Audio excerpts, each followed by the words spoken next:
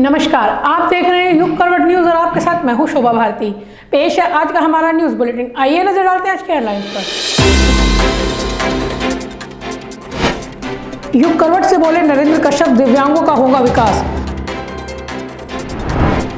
सवाल पूछने पर भड़के बाबा रामदेव।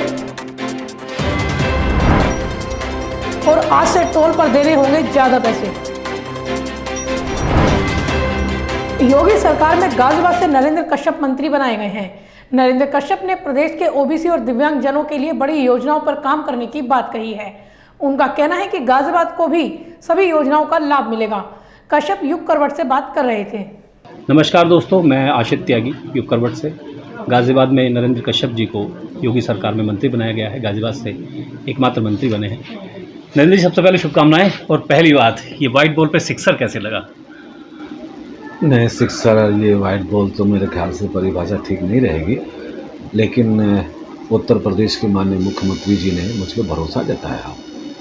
भारतीय जनता पार्टी के शीर्ष नेता चाहे माननीय प्रधानमंत्री जी हैं, अमित शाह जी हैं, हमारे प्रदेश के प्रभारी राधा मोहन जी हैं, चुनाव प्रभारी आदरणीय धर्मेंद्र प्रधान जी हैं, सब प्रदेश सदस्य धर्मेंद्र जी हैं और स्वतंत्र देव जी हैं। सारी पार्टी के वरिष्ठ नेताओं ने शायद मुझे इस काबिल समझा, इस युग समझा कि मैं प्रदेश के मंत्री पद को संभाल सकता हूं, तो उन्होंने मुझे ये स्थान दिया। मैं बहुत हृदय से भारतीय जनता पार्टी के शीर्ष नेतृत्व का और विशेषकर से मुख्यमंत्री जी का बहुत आभारी हूँ। अच्छा, एक सवाल जो सब लोग जानना चाहते हैं, 25 तारीख को शपथ ग्रहण थी, दोपहर तक क्लियर नहीं हो रहा था। अतुल जी बन रहे हैं, सुनील जी बन रहे हैं, चर्चा चल रही थी, आपका नाम अचानक आया। आपको पहले से पता था या आपको उसी दिन बताया गया था?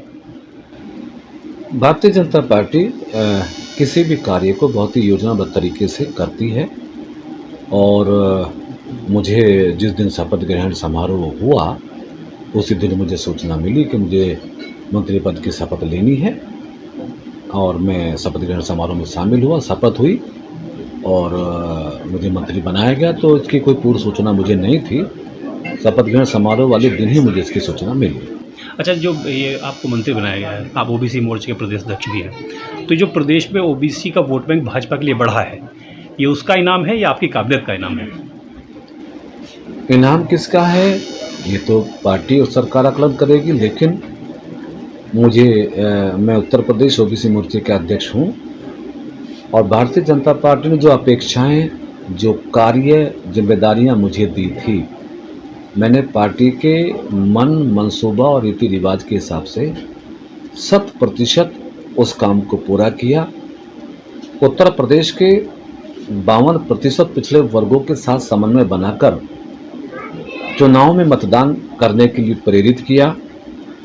और अच्छी बात यह है कि इस विधानसभा के चुनाव में भारतीय जनता पार्टी और उसके सहयोगी संगठनों ने 273 सीटें जीती। तो उसमें कहीं ना कहीं मुझे लगता है कि भारतीय जनता पार्टी की इस जीत में छोटा मोटा योगदान शायद मेरी तरफ से भी गया हो और पार्टी ने मुझे उसके लिए पुरस्कृत किया हो। जब आपको पिछड़ा वर्ग और दिव्यांगजन मंत्रालय मिला है, ओबीसी का जो वर्ग है, इसमें आज भी हम देखते हैं शिक्षा की और रोजगार की बहुत कमी है। क्या मानते हैं, क्या किया जाना चाहिए? ओबीसी वर्ग बड़ा समूह है, इसके लिए जिम्मेदारियां भी बड़ी निभानी पड़ेंगी, दायित्व बड़ा निभाना पड़ेगा। शिक्षा के क्षेत्र में भी हमें बहुत काम करना है, स्कॉलरशिप के लिए भी हमें काम करना है, गरीब बच्चों की शादी के लिए हमें काम करना है, खेल कूद पुस्तकालय बने इनके लिए भी काम करना है। और पिछड़े वर्गों के लोग सरकारी सेवाओं में आए, आईएएस बने, पीसीएस बने, ऐसी बहुत सारी चीज़ें करनी है, बहुत सारे काम अभी करने हैं जिसका किया जाना अपेक्षित है। तो निश्चित है मुझे चुनौती भी है और आवश्यकता भी है कि मैं पिछड़े वर्गों के कल्याण के लिए जो भी मंत्रालय के अनुरूप अनुमन्य कार्य हैं उनको मैं निश्चित सीमा में करूँगा। जब मंत्री के रूप में आपको जो दायित्व मिला है सरकार से, गाजियाबाद के लिए आपकी क्या योजना है? गाजियाबाद को आपको क्या लाभ देने वाले हैं? गाजियाबाद का मैं निवासी हूँ। गाजियाबाद के तमाम लोगों का आशीर्वाद हमेशा मेरे ऊपर रहता है। विभाग भले ही मेरे पास पिछड़ा वर्ग और दिव्यांगजन हो, लेकिन मैं अपने शहर के लिए, अपने ज़िले के लिए, अपने मुख्यमंत्री जी से, डिप्टी सीएम साहब से जो भी मंत्रालय से संबंधित काम मेरे गाजियाबाद जनों के होंगे, वैसे तो प्रदेश जनों के भी होंगे, जी, मैं उन सबको करूँगा। और गाजियाबाद के अपने सभी निवासियों को मेरा प्रयास होगा कि वो मुझे अच्छा सेवक के रूप में स्वीकार करेंगे। ऐसी शिद्दत के साथ, ऐसे मनोयोग के साथ मैं अपने शहर के लोगों की सेवा करूंगा। अच्छा, जैसे ओबीसी की बात हुई तो दिव्यांगजन भी इस यूपी में बहुत लाखों की संख्या में है, उनके लिए क्या योजना है आपके मन में है? 41 लाख जी, दिव्यांगजन हमारे प्रदेश में हैं, संख्या बढ़ती रहती है। उनकी सेवा करना, मंत्रालय के अनुरूप अनुमन सुविधाएं दिलाना एक बहुत बड़े पुनीत पर्व का काम भी है।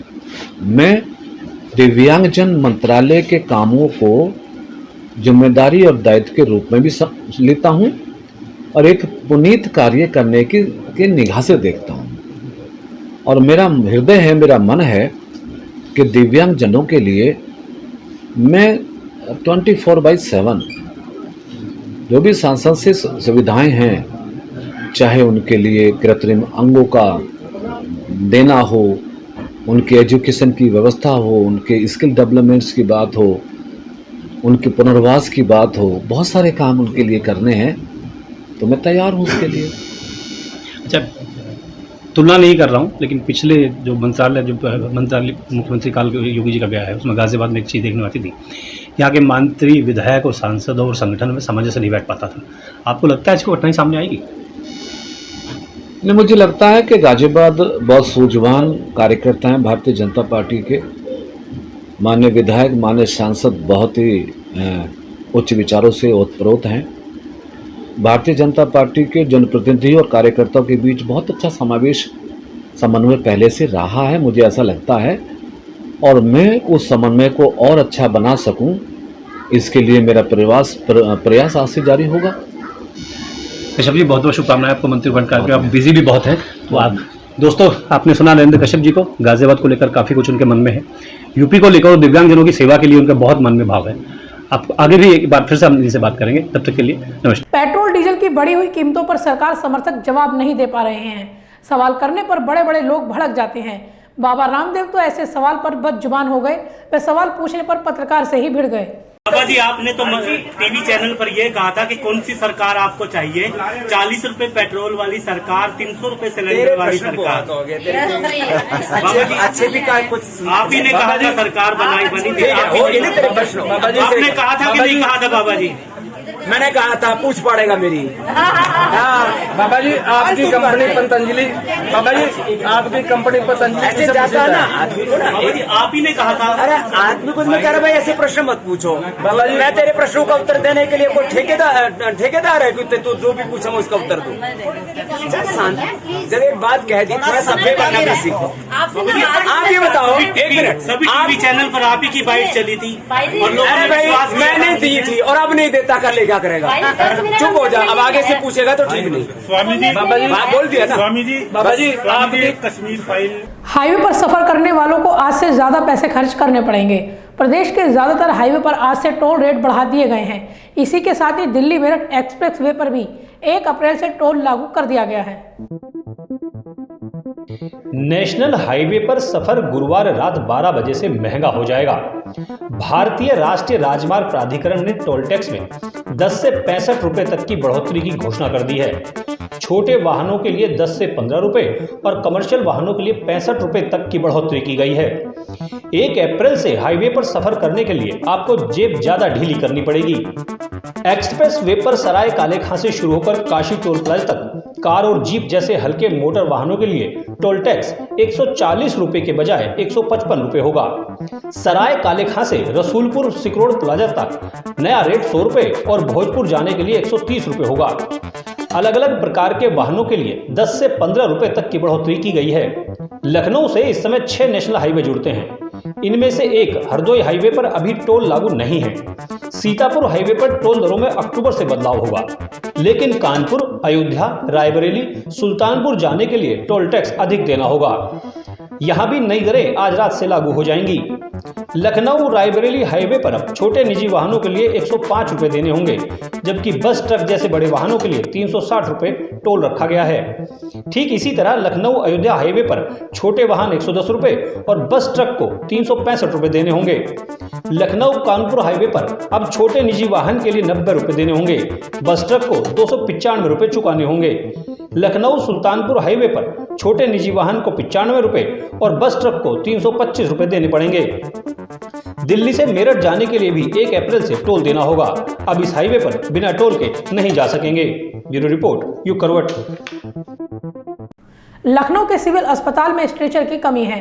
एक लड़की को स्ट्रेचर नहीं मिला, उसने अपने पिता को गोद में लेकर अस्पताल में प्रवेश किया। इसकी वीडियो सोशल मीडिया पर वायरल हो गई तो उप मुख्यमंत्री ब्रजेश पाठक ने अस्पताल का दौरा किया।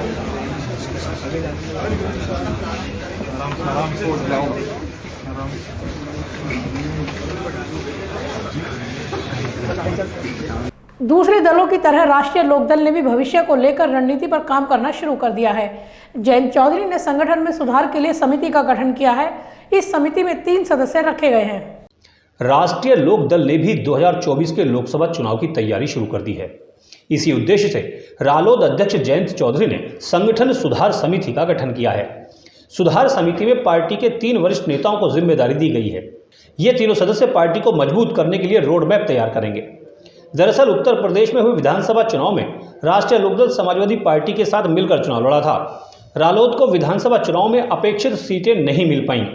जयंत चौधरी ने पार्टी को मजबूत करने के लिए संगठन की सभी इकाइयों को भंग कर दिया था। बुधवार को राष्ट्रीय कार्यकारिणी की बैठक में जयंत चौधरी ने पार्टी के वरिष्ठ नेताओं से संगठन को मजबूत करने के मुद्दे पर विस्तार से चर्चा की। साथ ही संगठन सुधार समिति का गठन भी किया। संगठन सुधार समिति में पार्टी के वरिष्ठ नेता बाबा हरदेव सिंह, केपी चौधरी, चौधरी प्रवीण सिंह को जगह दी गई है। समिति चुनाव समीक्षा समिति के प्रतिवेदन के आधार पर पार्टी के मूल ढांचे में परिवर्तन का रोड मैप तैयार करेगी। साथ ही उत्तर प्रदेश में आने वाले नगर निकाय चुनाव, राजस्थान में होने वाले विधानसभा चुनाव की रणनीति भी संगठन सुधार समिति ही तैयार करेगी। राष्ट्रीय कार्यकारिणी की बैठक में यह निर्णय लिया गया है कि देश में आर्थिक संकट बढ़ रहा है। डीजल, पेट्रोल, रसोई गैस के दाम बढ़ रहे हैं। गरीब और मध्यम वर्ग पर आर्थिक बोझ बढ़ रहा है। साथ ही सरकारी भर्तियों में अनियमितताओं से देश के प्रतिभाशाली युवाओं के भविष्य के साथ खिलवाड़ हो रहा है। किसानों के साथ भी सरकार वादा खिलाफी कर रही है। बैठक में निर्णय लिया गया कि इन सभी मुद्दों को पार्टी आगामी समय में पुरजोर तरीके से उठाएगी। ब्यूरो रिपोर्ट, युग करवट। बेसिक शिक्षा विभाग ने नारी शिक्षा चौपाल का आयोजन किया। इसमें लड़कियों की शिक्षा को लेकर लोगों को जागरूक किया गया। बच्चों ने सांस्कृतिक कार्यक्रम भी प्रस्तुत किए। इसमें कई लोगों को सम्मानित भी किया गया।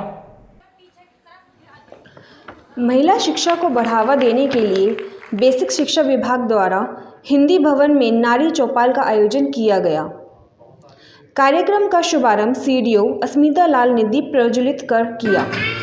यहाँ सांस्कृतिक कार्यक्रम भी हुआ।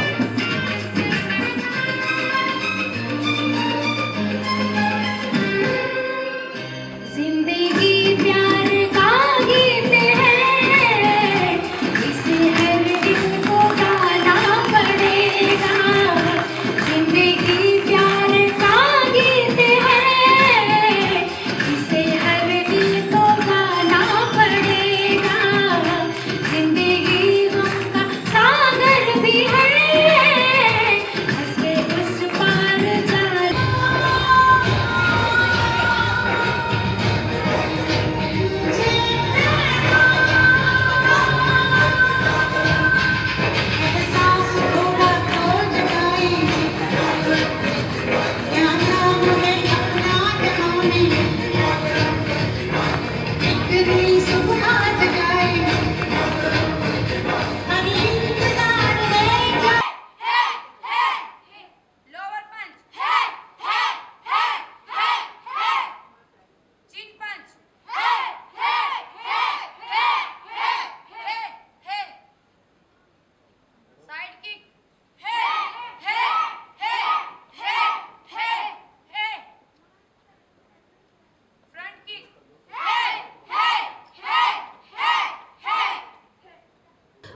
दौरान उन्होंने कहा कि वर्तमान में नारी शिक्षा का भी उतना ही महत्व है जितना पुरुषों का शिक्षित होना है।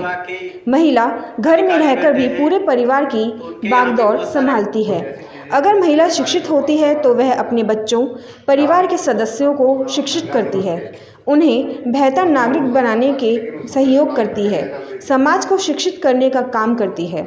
इसलिए अभिभावक अपनी बच्चियों को पढ़ाने के लिए भेजें ताकि वह खुद तो मजबूत बने ही साथ ही परिवार और समाज को भी मजबूत बनाने का काम करें। यहाँ सरकार की योजनाओं के बारे में भी जानकारी दी गई। बेसिक शिक्षा अधिकारी ब्रजभूषण चौधरी ने बालिका शिक्षा पर जोर देते हुए कहा कि बच्चियों को भी शिक्षा की उतनी ही ज़रूरत है जितनी लड़कों को है। उन्होंने अभिभावकों से अपील की कि वह अपने बच्चियों को अच्छे से शिक्षित करें।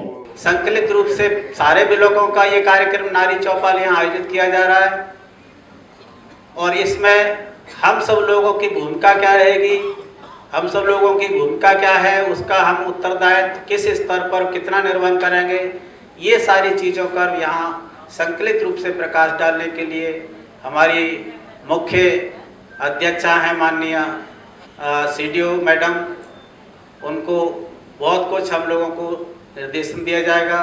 तो उनके निर्देशन में हम काम करेंगे और ये विश्वास सब लोगों की तरफ से हम लोगों का है कि इस नारी चौपाल ही नहीं और मिशन शक्ति, नारी सशक्तिकरण, बेटी बचाओ बेटी पढ़ाओ जितने भी कार्यक्रम हैं हम उनको गवर्नमेंट की इच्छा के अनुसार पूरी तरह से सफल बनाने का पूरा प्रयास करेंगे। गौरव त्यागी ने कहा कि आज भी समाज में कई अभिभावक अपने बच्चों को शिक्षा दिलाने में भेदभाव करते हैं, लेकिन अभिभावकों को चाहिए कि सभी बच्चों को एक समान शिक्षा दिलाएं। अधिकतर लड़कियों की पढ़ाई कक्षा 8 के बाद ही छूट जाती है, ऐसा नहीं होना चाहिए। जिला महिला अस्पताल की CMS डॉक्टर संगीता गोयल व रेड क्रॉस सोसाइटी की सचिव डॉक्टर किरण गर्ग ने महिला स्वास्थ्य के बारे में विस्तार से जानकारी दी। इस दौरान 15 ग्राम प्रधानों, 25 बच्चों और 24 अभिभावकों को भी सम्मानित किया गया।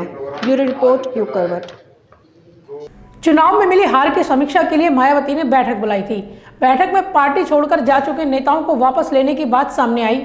खबर आई कि मायावती ने नसीमुद्दीन सिद्दीकी की वापसी पर मुहर लगा दी, मगर नसीमुद्दीन ने इसका खंडन किया। उन्होंने कहा कि कांग्रेस में ही बने रहेंगे। कांग्रेस नेता और पूर्व मंत्री नसीमुद्दीन सिद्दीकी ने बसपा में वापसी को नकार दिया है। उन्होंने कहा कि बसपा में जाने का कोई सवाल ही नहीं उठता। उनकी नेता सोनिया गांधी, राहुल गांधी और प्रियंका गांधी हैं। अब वो कांग्रेस में ही रहेंगे। नसीमुद्दीन सिद्दीकी ने साफ कहा कि वे कहीं नहीं जा रहे हैं, कांग्रेस से ही जुड़े रहेंगे। वो कांग्रेस की नीतियों पर भरोसा करते हैं, कांग्रेस में जब तक राजनीति करेंगे बने रहेंगे। उन्होंने कहा कि यूपी के चुनाव के दौरान भी कई पार्टियों से ऑफर मिला था, उस वक्त भी कांग्रेस में ही भरोसा जताते हुए बने रहे और आगे भी जितने दिन राजनीति करेंगे कांग्रेस में ही रहेंगे। मेरे बीएसपी में जाने के बारे में एक अखबार ने झूठी खबर छापी है और सोशल मीडिया में भी झूठी खबर चल रही है कि मेरी सुश्री मायावती जी से मुलाकात हुई और मैं बीएसपी में जा रहा हूं। मैं स्पष्ट कर दूं कि ये खबर झूठी है। मेरी कोई मुलाकात नहीं हुई। मैं कांग्रेस पार्टी में हूं, कांग्रेस पार्टी में ही रहूंगा। मेरी नेता श्रीमती प्रियंका गांधी वाड्रा जी, मेरे नेता श्री राहुल गांधी जी और मेरी नेता श्रीमती सोनिया गांधी जी हैं, वही रहेंगी और मैं कांग्रेस छोड़ के न कहीं जा रहा हूं और न कहीं जाऊंगा। चुनाव हार की समीक्षा के लिए बैठक की थी, जिसमें हार पर मंथन किया गया। उस बैठक में यह मुद्दा उठा था कि पार्टी के जो पुराने कैडर के नेता छोड़कर चले गए हैं उन्हें वापस बुलाया जाए। इससे पार्टी को मजबूती मिलेगी, आने वाले चुनाव में इसका लाभ होगा। इस बात को मायावती ने हरी झंडी दे दी थी। इसके बाद सबसे पहला नाम नसीमुद्दीन सिद्दीकी का आया था। उन्हें वापस बुलाने के लिए बात की गई थी, लेकिन अब वो कांग्रेस में ही रहने की बात कर रहे हैं। ब्यूरो रिपोर्ट यूग करवट।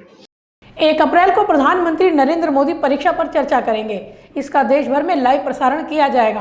प्रधानमंत्री के इस कार्यक्रम में गाजियाबाद के छात्र भी हिस्सा लेंगे। उन छात्रों को अपनी प्रतिभा दिखाने का मौका मिलेगा। दिल्ली में तालकटोरा स्टेडियम में आयोजित होने वाले परीक्षा पर चर्चा कार्यक्रम के तहत पीएम नरेंद्र मोदी छात्रों को संबोधित करेंगे। इस कार्यक्रम में गाजियाबाद के छात्र सांस्कृतिक कार्यक्रमों व प्रदर्शनी में भाग लेंगे। नवोदय विद्यालय गाजियाबाद के प्रिंसिपल जगदीश चंद्र ने बताया कि इस कार्यक्रम में उनके विद्यालय से 72 छात्र सांस्कृतिक कार्यक्रमों की प्रस्तुति देंगे। 1 अप्रैल 2022 को प्रातः 11 बजे ताल कटोरा स्टेडियम नई दिल्ली में किया जा रहा है। इसमें वहाँ पर प्रत्यक्ष रूप से वेन्यू पर और परोक्ष रूप से इलेक्ट्रॉनिक मीडिया के माध्यम से लाइव टेलीकास्ट के माध्यम से पूरे देश के बच्चे, पूरी दुनिया के बच्चे जो है वो जुड़ सकेंगे। और माननीय प्रधानमंत्री जी के द्वारा ये जो शैक्षणिक दबाव है बच्चों के ऊपर, परीक्षा का दबाव होता है, परीक्षा का नाम ही हम सबके लिए एक प्रेशर क्रिएट कर देता है। इसके अलावा आर्ट एंड क्राफ्ट के तहत लगने वाली प्रदर्शनी में भी प्रतिभाग कर जिले का गौरव बढ़ाएंगे। केंद्रीय विद्यालय गाजियाबाद के प्रिंसिपल हुस्ना बानो ने बताया कि उनके स्कूल के 4 छात्रों की पेंटिंग परीक्षा पर चर्चा कार्यक्रम के लिए सिलेक्ट हुई है, जो प्रदर्शनी में शामिल की गई हैं। यहाँ लाइव टेलीकास्ट केंद्रीय विद्यालय में दिखाया जाएगा। हमारे पास हमारे विद्यालय में इस समय 4000 बच्चे पढ़ते हैं दोनों शिफ्टों में मिलाकर, और उनको पूरा लाइव टेलीकास्ट दिखाने का सारा अरेंजमेंट कर लिया गया है। हमने बड़ी एक LED स्क्रीन हायर की है, अनइंटरप्टेड पावर सप्लाई के लिए जनरेटर का अरेंजमेंट किया है, इन्वर्टर्स का किया है। हमारे पास बहुत सारे क्लासरूम है, स्मार्ट क्लासरूम्स, तो उसमें हम प्रोजेक्टर के थ्रू बच्चों को बैठाएंगे। क्योंकि बच्चे बहुत ज़्यादा हैं तो अलग अलग जगह पे डिवाइड किए हैं क्लास वाइज, और सभी बच्चे बैठकर यहाँ से देखेंगे प्रोग्राम को। हमने पेरेंट्स को भी इन्विटेशन भेजा है कि जो पेरेंट्स यहाँ आकर देखना चाहते हैं, जिनके पास सुविधा नहीं है, वो देख सकते हैं। नहीं तो उनको हम इंफॉर्मेशन व्हाट्सएप ग्रुप के थ्रू भेज चुके हैं कि वो अपने घर पर भी DD लाइव के थ्रू और बहुत सारे चैनल जो इसमें बताए गए हैं, राज्यसभा TV है, उसके थ्रू सभी न्यूज़ चैनल पर आएगा, डायरेक्ट उससे देखेंगे। YouTube चैनल से भी कनेक्ट होकर देख सकते हैं। स्कूल स्तर पर भी इस कार्यक्रम का लाइव प्रसारण विभिन्न कक्षाओं में किया जाएगा। छात्रों के अलावा उनके अभिभावकों को भी इस कार्यक्रम में शामिल होने के लिए कहा गया है। ब्यूरो रिपोर्ट, युग करवट। कोविड के कारण स्कूलों में सभी गतिविधियां बंद थी। स्कूलों पर लगे प्रतिबंध अब हटने लगे हैं, तो वहां खेलकूद जैसे आयोजन भी होने लगे हैं। इंग्राम इंग्लिश स्कूल में वार्षिक खेलकूद दिवस मनाया गया। कोरोना काल के कारण बंद चल रहे स्कूलों में अब धीरे धीरे विभिन्न गतिविधियों का आयोजन फिर से शुरू किया जा रहा है। इंग्राम इंस्टीट्यूट इंग्लिश स्कूल में वार्षिक खेलकूद दिवस का आयोजन किया गया। खेल दिवस का शुभारंभ यूथिक के डायरेक्टर छात्र अरुण मित्तल द्वारा रंग बिरंगे गुब्बारे छोड़कर किया गया। इस दौरान खेल मशाल भी प्रज्वलित भी की गई। स्कूल के चारों हाउस के छात्रों ने इंस्टीट्यूट के निर्देशक को सलामी दी। कक्षा 4 व 5 के छात्रों ने फैंसी पीटी प्रस्तुत करते हुए शरीर को स्वस्थ रखने के लिए कसरत के व्यायाम के महत्व को समझाया।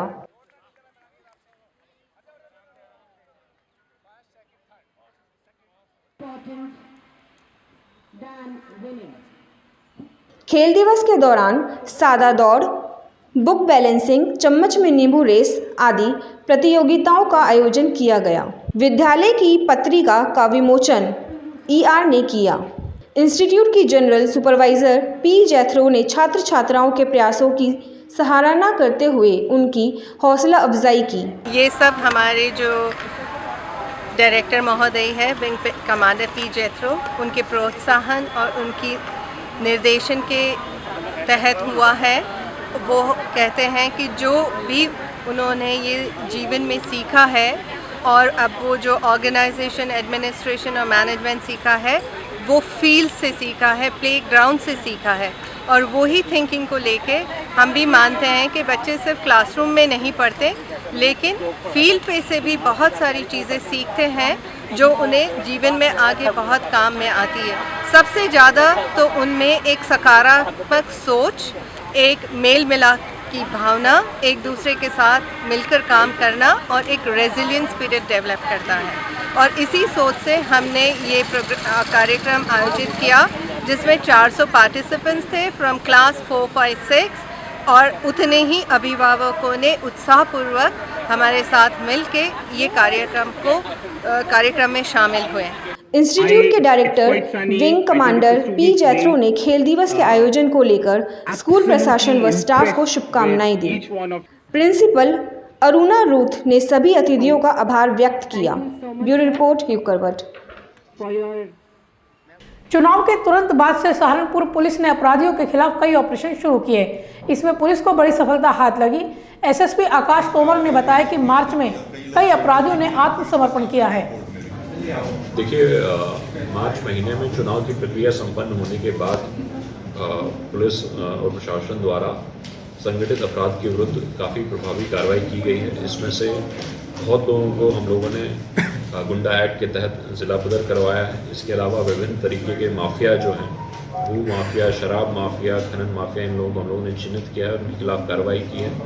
अभी एक दिन पहले ही हमने एक गौकशी में लिप्त रहने वाले माफिया की संपत्ति भी कल ही हम लोगों ने कुर्क कराई है। और इसके अलावा जो भय है पुलिस और प्रशासन का, इसके क्रम पर थाने पर और न्यायालय में जो अपराधी हैं उन्होंने काफ़ी भारी मात्रा में 100 से अधिक अपराधियों ने सरेंडर किया है। और इसके अलावा रेगुलर तौर पर काफ़ी अपराधी थाने पर पेश हो रहे हैं और अपराध की दुनिया से हटकर क्राइम में हटने की कस्में खा रहे हैं। तो ये जो अभियान है ऑर्गेनाइज्ड क्राइम के प्रति हमारा कंटिन्यू रहेगा और लॉ एंड ऑर्डर जैसे कि शासन की प्राथमिकता में है, तो हम लोग पूर्ण प्रयास करेंगे कि लॉ एंड ऑर्डर अच्छे तरीके से रहे और जो शासन की प्राथमिकता है उस पर हम सहारनपुर पुलिस अच्छे तरीके से कार्य करती रहे। लोनी क्षेत्र में अनेक अवैध फैक्ट्रियां चलाई जा रही हैं। रिपोर्ट के मुताबिक 10 से ज्यादा कॉलोनी ऐसी है जहां अवैध काम हो रहा है। इससे प्रदूषण भी बढ़ रहा है। भारतीय किसान यूनियन ने इसके विरोध में प्रदर्शन किया। प्रदर्शन कर रहे ये लोग भारतीय किसान यूनियन के सदस्य हैं। इनकी समस्या लोनी को लेकर है। बताया जाता है कि लोनी में अनेक अवैध फैक्ट्रियां चल रही हैं। इनमें रंगाई धुलाई आदि का काम होता है। इससे इलाके में प्रदूषण फैलता है। कलेक्टेड आज लगातार प्रदूषण के बढ़ते हुए लोनी के अंदर, पूरे गाजियाबाद के अंदर अवैध फैक्ट्रियों, रंगाई की फैक्ट्रियाँ, प्रदूषण, कचरे जलने से लगातार शिकायत जो आ रही है और लगातार एक ही बीमारी से, जहरीली हवाओं से, प्रदूषण से लोग बीमार हो रहे हैं। उसको लेकर आज ज्ञापन देने आए और 15 दिन का इसमें समय देंगे। 19 तारीख को यहाँ चक्का जाम भी करेंगे और तालाबंदी भी करेंगे अगर हमारी समस्या का समाधान नहीं हुआ। लोनी में 10 से ज़्यादा ऐसी कॉलोनी हैं जहां इस तरह की अवैध फैक्ट्री चल रही है। किसान यूनियन का आरोप है कि स्थानीय अधिकारी उनको संरक्षण दे रहे हैं। प्रशासन से यूनियन के लोगों ने 15 दिन के अंदर इस अवैध काम को बंद करने की मांग की है। ब्यूरो रिपोर्ट युग करवट। तो फिलहाल आज के लिए इतना ही। गाजियाबाद और आसपास की खबरों के लिए देखते रहिए युग करवट और विस्तार से खबरों को जानने के लिए पढ़िए युग करवट न्यूज़पेपर। सब्सक्राइब कीजिए युग करवट। नमस्कार।